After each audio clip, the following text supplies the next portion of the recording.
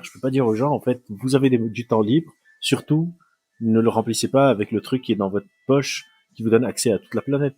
Mais ne le faites pas tout le temps. Il y a d'autres trucs que vous pouvez faire. Vous pouvez appeler quelqu'un, vous pouvez sortir un bouquin, vous pouvez regarder les gens qui passent, raconter des histoires dessus ou rêvasser. Je passe environ 7h20 par jour sur mon téléphone. Moi, en consommation Twitter, c'est genre... Je sais pas, genre tout le temps en fait. Je like, une photo que j'aime pas trop, je like quand même. Pour moi, c'est pas du vrai amour. Je m'en fous, je like. You got mail. T'es tellement conditionné dedans et des fois quand tu dors, quand tu poses des questions qui n'ont pas lieu d'être, tu te dis mais attends, mais est-ce que je peux me faire? Attends, que je refaire. Mes habitudes de connexion sont-elles mauvaises pour moi? Sans surprise, tout n'est pas noir ni blanc. Et Albert Moukember le souligne super bien. Nous sommes tous différents et il ne servirait à rien de faire des généralités. La meilleure chose à faire est donc de s'interroger sur son usage, de l'analyser. Et pour cela, l'échange qui va suivre pourrait vous aider. Neuroscientifique et psychologue clinicien, Albert Moukember anime de nombreuses conférences, est l'auteur du livre « Votre cerveau vous joue des tours », que j'ai adoré lire et qui vulgarise très bien de nombreuses notions liées aux sciences cognitives et à nos vies modernes, et travaille pour le lab de Welcome to the Jungle. Il a également cofondé l'association Kiasma, une association qui organise des débats, conférences et ateliers afin de mieux comprendre et expliquer les mécanismes cognitifs qui entrent en jeu dans la formation de nos opinions. Et notamment si on applique cela à la thématique de l'hyperconnexion, en quoi nous sommes sensibles aux fake news et comment éviter de tomber dans leur piège. Grâce à son expérience de psychologue clinicien et à ses recherches, c'est avec beaucoup de bienveillance qu'Albert Moukember nous propose une vision réaliste des problématiques d'hyperconnexion et de leur impact sur la santé mentale. Il en profite pour nous livrer des astuces concrètes et des pistes de réflexion. Si vous avez l'impression de ne jamais savoir quoi faire à part vous connecter, restez attentifs car cet épisode est riche en exemples et en alternatives. Je vous laisse découvrir notre échange, bonne écoute. Une des raisons pour lesquelles je voulais vous avoir aujourd'hui et une des thématiques que vous abordez fréquemment et que je trouve intéressante, c'est le fait de ne pas avoir à toujours combler son temps par des actions, accepter que parfois c'est ok de ne rien faire, que l'ennui peut être bénéfique. Et j'ai préparé plusieurs petites questions par rapport à cette vision des choses et à l'hyperconnexion, qui sont pas toujours très compatibles. Mais pour commencer, est-ce que vous pouvez rappeler pourquoi est-ce qu'il peut être important de ne rien faire selon vous? Je pense que c'est pas une bonne chose de vouloir faire des choses pour des raisons. Donc je pense que de rien faire ne devrait pas avoir une motivation. En fait, c'est paradoxal. C'est si je ne fais rien parce que c'est bien, je suis plus en train de rien faire. Je suis en train de faire quelque chose parce que c'est bien. Et je pense que ce dictat de la productivité, de l'hyperfonctionnement, de la performance n'est pas bon. Donc c'est plus faire des trucs tout le temps parce que c'est bien qui est le problème, plus que est-ce que ne rien faire est bénéfique. Ne rien faire est bénéfique, mais c'est pas ça, c'est pas pour ça que je pense que c'est important. Je pense que c'est important de faire des choses sans qu'il y ait une raison particulière, ou en tout cas sans qu'elle soit particulièrement définie. Peut-être parce que ça nous fait plaisir, par exemple. Des fois, j'ai envie de jouer sur ma console pendant 8 heures. Ça me fait pas de bien, mais ça me fait plaisir. Et je pense qu'on est dans une narrative où il faut tout le temps qu'on tire du bien. Je pense que cette injonction à la performance, à l'amélioration, à la meilleure version de soi, etc., fait beaucoup de dégâts. Peut-être pas chez tout le monde, sans doute pas chez tout le monde, sans doute ça fait du bien à beaucoup de gens, mais il y a beaucoup de gens qui en souffrent. Et moi, mon boulot, en tant que psychologue par exemple, c'est quand il y a des courants dans la société, de pas juste regarder les gens pour qui ça fait du bien, mais aussi de regarder les gens pour qui ça fait du mal, ou qui en souffrent, et de voir comment est-ce qu'on peut les aider. Et cette hyper-productivité, cette version tout le temps améliorative de soi, cette hyper-performativité, devoir aller tout le temps bien, devoir tout le temps pouvoir justifier pourquoi je fais quelque chose, d'avoir tout le temps le tip-top régime, la tip-top nouvelle activité physique, le tip-top bouquin que je viens de lire, etc. C'est pas tip-top. Et justement, ça prend un peu le contre-pied de tout ce que va pouvoir dire avec l'hyperconnexion, c'est-à-dire que les outils connectés, le portable notamment, ça va être beaucoup d'actions un peu dans le vide qui nous amènent à rien, qui nous font parfois plaisir, parfois qui nous endorment un peu. Mmh. Ouais. Et parfois qui nous font du mal. Hein. Voilà, et parfois qui nous font du mal. Mais du coup, faut pas forcément s'auto-flageller parce qu'on a passé 2 heures à scroller sur un réseau social, si au final on en retire du plaisir. Euh, Même pas si on s'en retire du plaisir. Si j'ai juste perdu du temps 2 heures à scroller sur TikTok, sur Instagram, je sais pas sur quel réseau social, genre j'ai envie de dire et alors quoi. Même si on n'en a rien tiré. Le problème c'est si ça me fait du mal. Si par exemple je suis en train de scroller sur Instagram et je suis tout le temps en train de me dire putain tout le monde est plus beau que moi, ou tout le monde a une vie tellement plus intéressante que moi, ou tout le monde a plus de likes que moi, etc. C'est là où ça devient problématique, mais c'est pas juste sur les réseaux sociaux. Si je suis en train de, je sais pas, lire, de surfer de page en page, de lien en lien, sur des trucs qui ne m'intéressent pas particulièrement.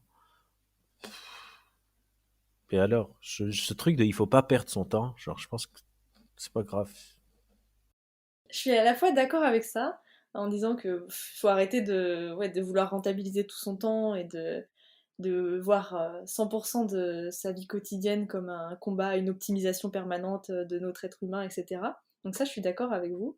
Après, je peux pas m'empêcher de me dire si ça devient une habitude permanente de rentrer chez soi et de passer du moment où on est rentré chez soi le soir jusqu'au moment du coucher à scroller sans rien en retirer, ni plaisir ni déplaisir, j'ai tendance à me dire que c'est pas forcément un comportement positif, je sais Ouais, je pas. suis d'accord avec vous, parce que mais là on tombe dans ce qu'on appelle le piège de la pensée binaire. C'est soit je le fais pas du tout, soit je le fais tout le temps. Mais il y Mm. a un large éventail en tout Ouais, bien ça. Je sûr. suis pas en train de dire à tout le monde tous les jours rentrez chez vous et foutez rien. Mais je suis en train de leur dire rentrez pas chez vous et mettez-vous la pression tous les jours de maximiser chaque seconde. C'est la juste mesure. Évidemment, le but c'est pas de se réveiller et d'être dans une errance permanente tous les jours. De toute façon, c'est pas possible. Vous allez soit déprimer, soit aller mal, soit perdre le sens de votre vie, soit plein de problèmes vont émerger. Ce que je dis, c'est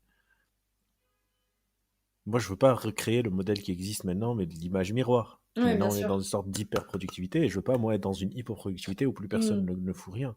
Je dis juste, genre, nuancer un peu et baisser le curseur de super max à un peu moins de max. Mais pas d'aller à zéro et que plus Mm. personne ne fout rien. Je suis complètement d'accord avec vous. Ce serait pas. Si aucune de nos actions n'a aucun but, ça devient très problématique aussi, hein. Vous avez parlé d'un propos que vous appelez le désengagement attentionnel. Je trouvais ça intéressant parce que justement, encore une fois, je trouvais qu'il y avait un certain paradoxe dans le scroll, l'hyperconnexion, le fait d'aller sur les réseaux. À la fois, on sait que c'est de l'économie de l'attention, donc on Mhm. vient chercher notre attention. Ouais. Et en même temps, dans certains usages, au contraire, j'ai l'impression qu'on peut presque atteindre ce désengagement attentionnel, où on est un peu comme zombifié par le contenu qu'on va ingurgiter.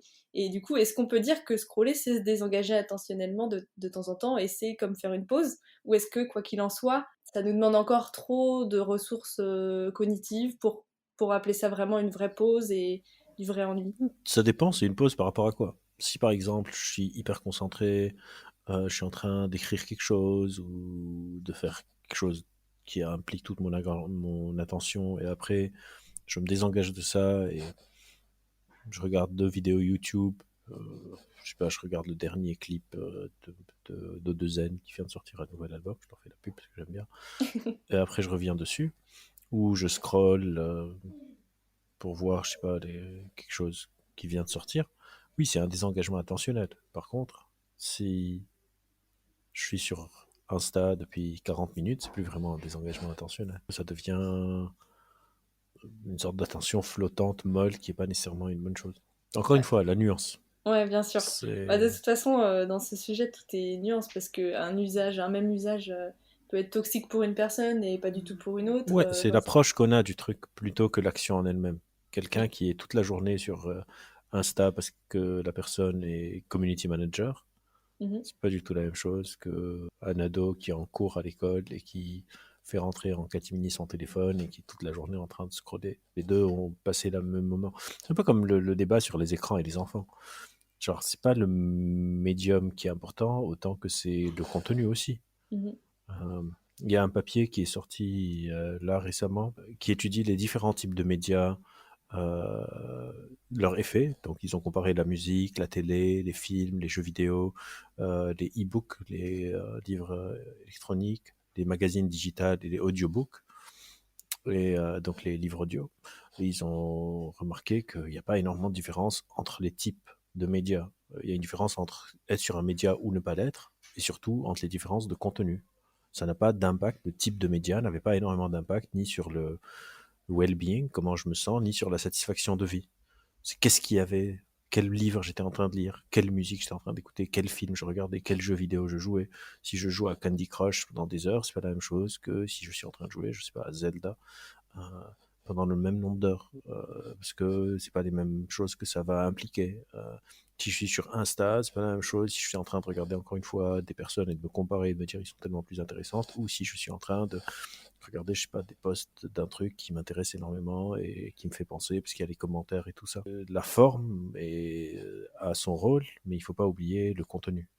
Complètement d'accord. Du coup, quels pourraient être les signaux à écouter, à observer sur soi-même pour se rendre compte un peu, oula, là, je suis dans un moment où je suis en train d'avoir cette attention molle qui ne m'est pas bénéfique, je suis même pas en train de faire une vraie pause. Il y a un peu ce truc des fois de l'entre-deux. Je fais pas une vraie pause justement, mais je suis pas non plus en train de faire quelque chose qui me fait du bien, qui me fait plaisir. Quels sont les signaux qu'on peut avoir et qu'on peut déceler qui vont nous dire là, peut-être que je pourrais faire autre chose qui me serait plus bénéfique, quoi. L'automatisation, si je ne remarque pas que je suis soudainement sur mon téléphone, ça arrive d'un coup. La surutilisation, euh, ce qu'on appelle aussi la présence, si je sens que énormément de temps est disparu sans que je fasse attention et sans que ce soit quelque chose de voulu. C'est très différent, par exemple, je me mets dans le métro et je regarde dans le vide et soudainement j'ai fait les 10 stations et je suis chez moi et je prends mon téléphone sans faire attention et 2 heures sont passées parce que j'étais en train de scroller alors que je voulais faire autre chose. Donc aussi, c'est l'intentionnalité du geste. Est-ce que ça m'envoie un retour négatif? Merde, j'aurais dû faire des trucs, mais je viens de passer ma journée sur mon téléphone sans faire attention parce que je suis en train de débattre avec quelqu'un sur Facebook parce que j'estime qu'il a tort, qu'il faut absolument que je lui corrige ce truc, sinon toute ma vie va s'effondrer. Donc là aussi, c'est l'intentionnalité derrière. Encore une fois, un même geste peut être problématique ou pas selon l'approche qu'on a, l'attitude, l'intentionnalité derrière, l'impact, les effets que ça a eu. Est-ce que j'ai raté des deadlines parce que j'étais en train de faire quelque chose que je voulais pas faire, etc. Donc tout ça, c'est quelque chose qui joue un rôle très important. Donc ouais, garder en vue si effectivement on l'a fait par automatisme, sans intention réelle, et dans ces cas-là, voilà, ça va être ces usages-là en fait qui vont être potentiellement néfastes pour nous. Est-ce qu'il est quand même nécessaire de réapprendre à ne rien faire, c'est-à-dire je suis dans une file d'attente, quoi que ce soit, je sors pas mon téléphone tout de suite en me disant là il faut que je comble ce moment.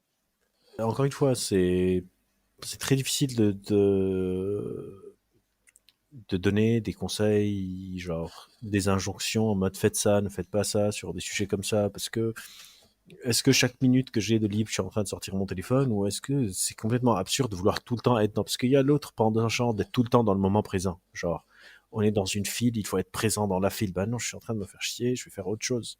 Si j'ai un message à envoyer, si je veux regarder les dernières nouvelles sur, je sais pas moi, le résultat d'un match de basket, ou je sais pas, quelque chose, autant le faire. C'est complètement absurde de demander aux gens, vous êtes dans un embouteillage, ressentez le volant sur vos mains pour être tout le temps dans le moment présent, et les pédales sous vos pieds et tout ça.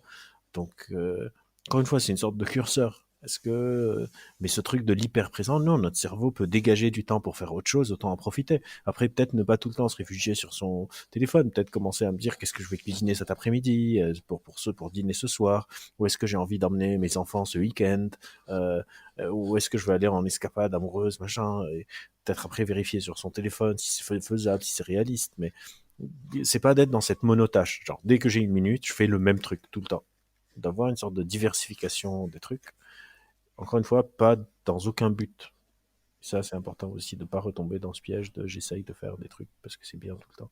Comment on peut faire pour relâcher la pression? Parce que c'est super, effectivement, tout ce que vous dites, le fait d'être plus bienveillant, de se lâcher la grappe un peu, je suis 100% d'accord avec tout ça. Mais c'est vrai que du coup, on a cette pression qui est encore plus présente et encore plus à portée de main en permanence. Donc, est-ce que vous avez des conseils pour justement souffler et appliquer ce principe de ne pas tout le temps chercher à être rentable, à faire quelque chose, et à souffler, à se dire ça je le ferai plus tard, même si je pourrais, puisque j'ai l'outil dans la main pour le faire. Il y a un peu ce paradoxe. On peut déjà prévoir intentionnellement des moments pour ça. Deux, maintenant, Google, Apple, etc. ont réalisé que c'était un peu trop. Il y a des outils sur nos téléphones qui nous permettent de prendre conscience de combien on utilise les applis, donc de regarder combien vous utilisez vos applis.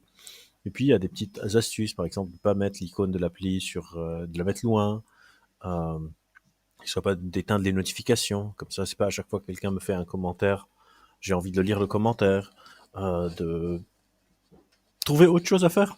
Sortir un bouquin, un carnet, d'écrire ses pensées, de gribouiller, de faire des dessins, de regarder les gens qui passent, de penser encore une fois à qu'est-ce que je vais dîner, quel film j'ai envie de voir, d'appeler un pote, de remplacer par autre chose.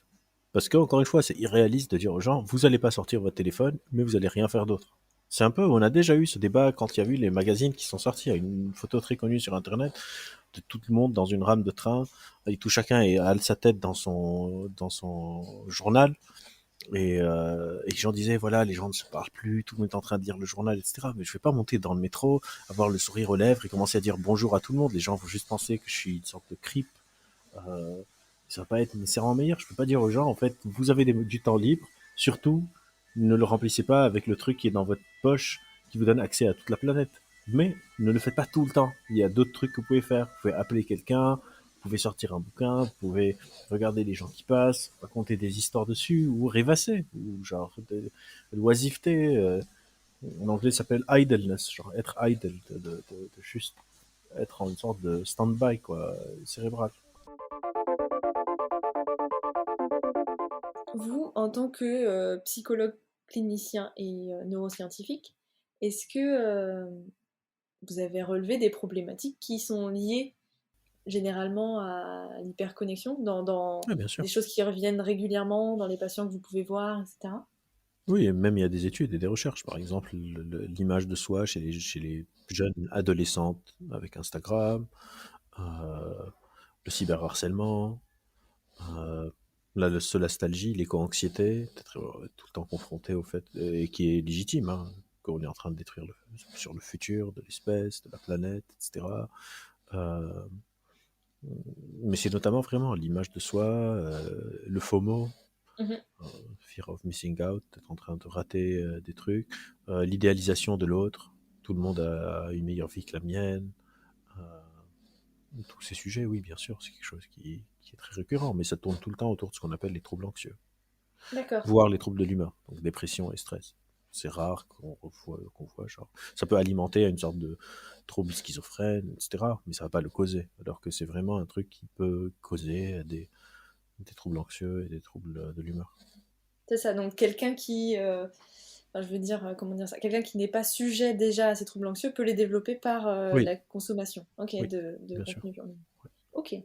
Ah ouais, donc il y a quand même, Mais il y a effectivement. un des plus grands papiers est sorti sur l'image de soi chez les jeunes adolescentes et Instagram, particulièrement Instagram, où ça Ouais. fait des ravages. Ça veut pas dire que ça touche tout le monde, mais on peut, oui, développer ça par l'utilisation.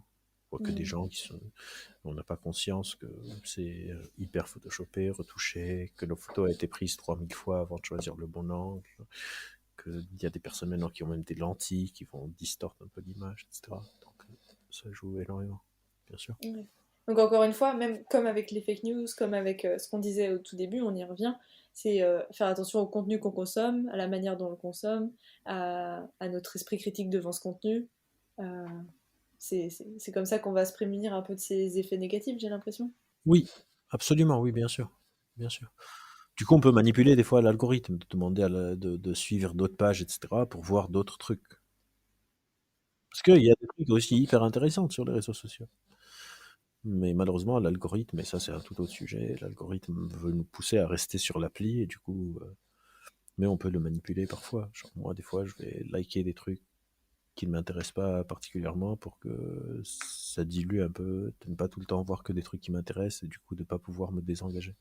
Ah, c'est intéressant ça comme astuce. On fait comme on peut avec les moyens de bord. Comment on peut challenger l'auditeur par rapport à ça? Bah, de s'abonner sur une page qui l'intéresse pas du tout. C'est pas mal, je trouve. En plus, c'est facile à faire. Un truc qu'il ignore complètement, qui l'intéresse pas. Un truc sur les voitures. Ça m'intéresse pas du tout les voitures. Il faut aller s'abonner à la page Instagram d'une marque de voiture.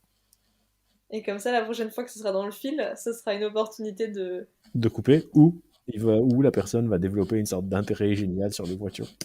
On sait Et là, l'algorithme aura pris le dessus, ça veut dire. Ouais, mais ça va être très intéressant. Plein de fois, je pensais que je m'abonnais à un truc pas intéressant et après, je suis devenu hyper intéressé par le truc. Ah, ça rejoint un peu ce qu'on disait avec les opinions. C'est Oui, de bien dire sûr. tout de suite. On s'expose bon, et ça- après, on se dit, bah tiens, c'est cool. Ah, c'est intéressant, ok, j'aime bien. Bon challenge pour terminer. S'il y a bien une chose qui ressort de cet épisode, c'est qu'il n'y a pas de règle en termes d'hyperconnexion. Il n'y a pas de bon ou de mauvais usage en soi. Ce que vous faites en ligne, le contenu que vous consommez, avec quelle intention, l'impact que ça a sur vous et votre singularité entrent en jeu. Vous pouvez maintenant être bienveillant avec vous-même, regarder vos usages et analyser ceux qui sont bons pour vous, ceux qui vous font faire des pauses, ceux qui relèvent de vos habitudes, de vos automatismes, et ceux que vous pourriez remplacer par les exemples cités par Albert Moukeber. Pour votre plus grand plaisir, j'en suis sûre, vous retrouverez Albert Moukeber dans l'épisode suivant où nous parlerons des risques de l'hyperconnexion sur la formation de nos opinions. Tout ce contenu bombardé en ligne par n'importe qui, sur n'importe quoi, laisse place à certaines dérives et soumet pas mal de défis à notre cerveau. On abordera ces problématiques sous l'angle des neurosciences, on parlera de nombreux biais cognitifs qui entrent en jeu. En bref, un épisode très différent de celui-ci, mais qui aborde une problématique d'hyperconnexion tout aussi importante. Et enfin, et parce que je l'ai adoré, je vous invite à vous procurer le livre d'Albert Moukeber, Votre cerveau vous joue des tours, aux éditions Alary. Vous retrouvez le lien dans la description de l'épisode. Merci pour vos retours sur les précédents épisodes. Ça me fait vraiment plaisir de voir que vous appliquez les challenges et que ça vous fait prendre conscience de certains de vos usages et de certains de vos automatismes. Alors continuez comme ça, je suis super fière. Si l'épisode vous a plu, n'hésitez pas à vous abonner sur votre plateforme préférée ou à me laisser 5 étoiles sur Apple Podcast. Évidemment, à le partager autour de vous avec le bon vieux bouche à oreille. Ça aidera beaucoup le podcast à se faire connaître. On se retrouve la semaine prochaine et d'ici là, n'oubliez pas d'aller suivre une page dont vous n'avez rien à faire sur les réseaux sociaux. À bientôt!